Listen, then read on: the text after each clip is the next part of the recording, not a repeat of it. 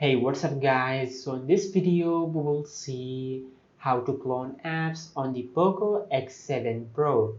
Now to do that, just open the settings app on your smartphone.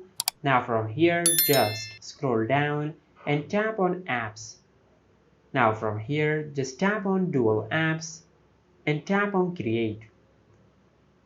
Now just enable the toggle for the apps which you want to create a clone of. Just like that.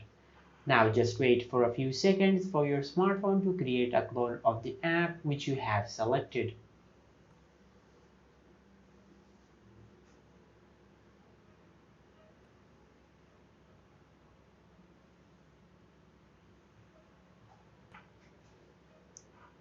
Now once you have done that, and if you go to your home screen and open the app drawer, you will find the apps which we have created a clone of.